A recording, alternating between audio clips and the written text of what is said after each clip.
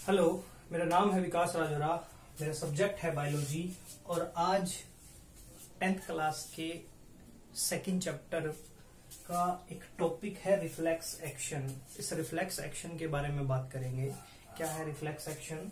Reflex action वो sudden action है जब इन्वायरमेंट में कोई चेंज आता है और हम उसके लिए रिस्पॉन्स करते हैं। That mean sudden action in response something in environment is called a reflex action। Reflex action का एक एग्जांपल लेकर समझते हैं। जैसे फॉर एग्जांपल आपका फेवरेट फूड आपके सामने आ गया। फेवरेट फूड सामने आते ही उसमें हम कुछ सोचते नहीं है, सीधा हमारे मुंह में पानी आ जाता है। या फिर अगर हमने किसी फ्लेम को टच किया, हॉट फ्लेम को टच करते हैं, टच करते ही हमारा हाथ अपने आप पीछे चला जाता है। तो उस कंडीशन में हम एक्शन करते हैं। तो क्या एक्शन करते वक्त कुछ सोचते हैं? तो यही अब देखेंगे कि रिफ्लेक्स एक्शन में ये कैसे अचीव होता है कंट्रोल और कोऑर्डिनेशन तरीके से।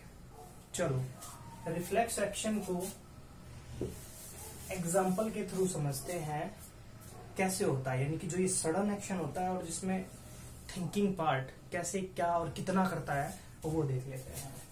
अगर हॉट फ्लेम को टच करता है हमारा हाथ, हॉट फ्लेम को टच किया हमारे हाथ ने, तो हमारा हाथ सडनली पीछे खिंच जाता है।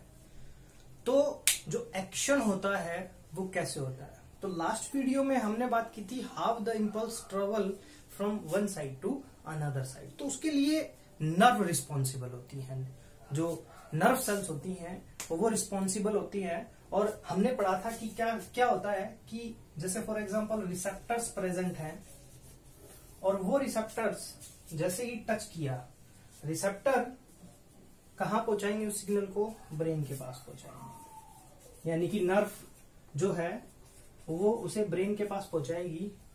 और ब्रेन का काम क्या होता है? थिंकिंग का। यानी कि अब ब्रेन क्या करेगा? सोचेगा कि हॉट फ्लेम को टच किया है तो क्या हो सकता है?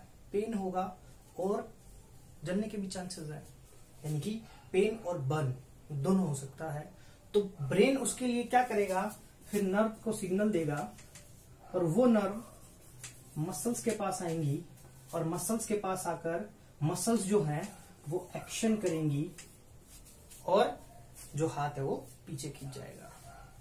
अब यहां पर एक चीज हम नोटिस करते हैं कि ऐसा करने में मीन कि ब्रेन पहले सोचेगा कि भैया दर्द भी होगा, जल भी सकते हैं, फिर जाकर वो मसल्स को सिग्नल देगा, मसल्स फिर एक्शन करेंगी, तब तक तो हाथ जल चुका होगा। और ऐसा कभी होता नहीं।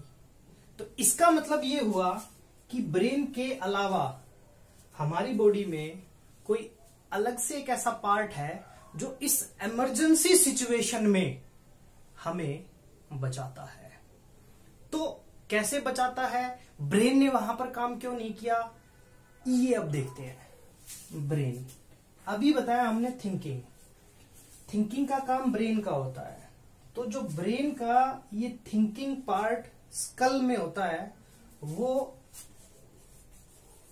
नर्व्स यानी कि नेटवर्क ऑफ नर्व्स का बना होता है और ब्रेन में डीपली प्रेजेंट होता है।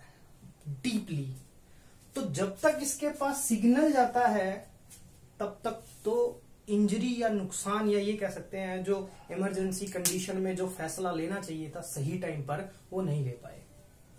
और जैसे फॉर एग्जांपल हॉट प्लेट का हमने एग्जांपल लिया, तो हॉट प्लेट में होगा क्या? हाथ जल जाएगा।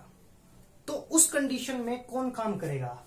यहां पर हमने ये बात की कि ब्रेन अगर सिग्नल लेता है तो वो कैसे काम करेगा और तब तक क्या हो चुका होगा। इसका मतलब ब्रेन से पहले कोई काम कर जाता है। यानी कि रिफ्लेक्स एक्शन में ब्रेन से पहले ही इन नर्व्स को सिग्नल दे देता है कि मसल्स को कहे कि वो काम करें और उस हॉट प्लेट से या फ्लेम से अपना हाथ फटाक से दूर करे, ताकि वो बर्निंग से और पेन से बच सके।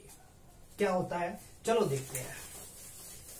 होता ये है, अब इस रिफ्लेक्शन में होता क्या है, इस रिफ्लेक्शन में ये होता है, जैसे फॉर एग्जांपल ये है एक हॉट प्लेट, यहां पर ये हाथ है, हाथ क्या हुआ, ये रिसेप्टर है, टचिंग रिसेप्टर्स हैं, पीछे क्या होती है, नर्व्स होती है। वो नर्व ब्रेन तक जाने से पहले एक और पार्ट होता है जिसको बोलते हैं spinal cord. Then spinal cord brain तक सिग्नल पहुंचाता है। जैसे ही इमरजेंसी सिचुएशन होती है, ये रिसेप्टर सिग्नल रिसीव यानी कि इंपल्स रिसीव किया, ये नर्व है, सेंसरी नर्व बोलते हैं इसको।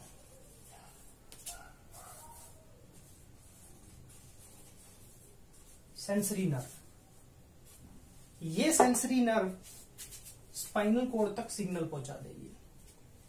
अब ब्रेन तक जाएगा तो ब्रेन तो सोचने में टाइम लेगा, तब तक हाथ जल चुका होगा। इसीलिए इस इमरजेंसी सिचुएशन में स्पाइनल कोड क्या करता है, जो मोटर नर्व होती है, उन मोटर नर्व को सिग्नल देता है, और ये मोटर नर्व कनेक्टेड होती है मसल से। मसल्स जिनको इफेक्टर भी बोलते हैं।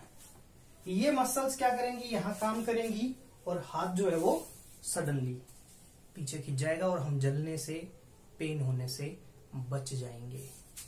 अब जो ये रास्ता बना, यानी कि जो ये पाथवे बना, इस पूरे को बोलते हैं, यानी कि रिफ्लेक्स एक्शन में जो पाथ बना उसको बोलते हैं रिफ्लेक्स आर्क। क्या है ये रिफ्लेक्स आर्क, चलो इसको थोड़ा अच्छे से समझ लेते हैं। ये है रिसेप्टर और ये है चेंज, इन्वायरमेंट में कोई चेंज, या फॉर एग्जांपल इसको हॉट फ्लेम ले लेते हैं। फ्लेम किसको टच किया, रिसेप्टर को। रिसेप्टर किससे अटैच है, हमारी सेंसरी नर्व से। सेंसरी नर्व किससे अटैच है, स्पाइनल कोड से। स्पाइनल कोड किसको सिग्नल देगा, मोटर नर्व को। मोटर नर्व किसको सिग्नल देगी, हमारे इफेक्टर को। इफेक्टर क्या करेगा,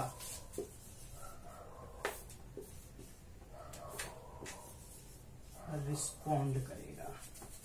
और रिस्पॉन्ड क्या है, मसल्स हैं हाथ की, पीछे अपने आप को खींच लेंगी और जलने से बच जाएगा। तो ये जो पाथवे है इसको बोलेंगे हम रिफ्लेक्स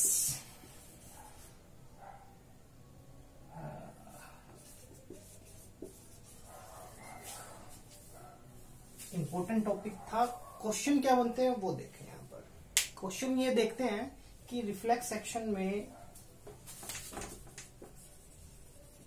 रिफ्लेक्स एक्शन के लिए जो इंपल्स आता है वो ब्रेन से आता है, स्पाइनल कोड से। तो स्पाइनल कोड से रिफ्लेक्स एक्शन में स्पाइनल कोड क्यों काम करता है, क्योंकि ब्रेन का जो थिंकिंग पार्ट है डीपली प्रेजेंट है, नेटवर्क ऑफ नर्व सेल्स का बना है, जो क्या करता है, फैसले लेने में टाइम लगाता है।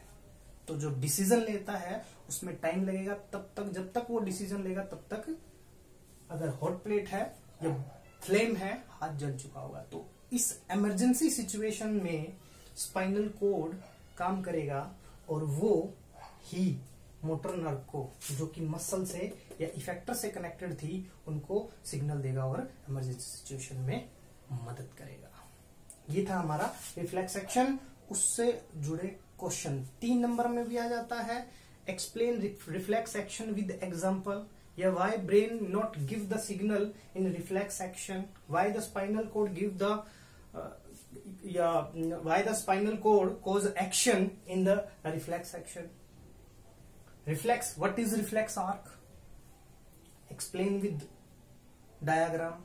एनसीईआरटी में आपका डायग्राम दिया हुआ है, वो आपको डायग्राम बनाना पड़ेगा और रिफ्लेक्स आर्क एक्सप्लेन करनी पड़ेगी, कहां से किसके पास सिग्नल गया, ये सारी चीजें। इस टॉपिक से ये क्वेश्चन अराइज होते हैं, ध्यान से पढ़े। Thank you.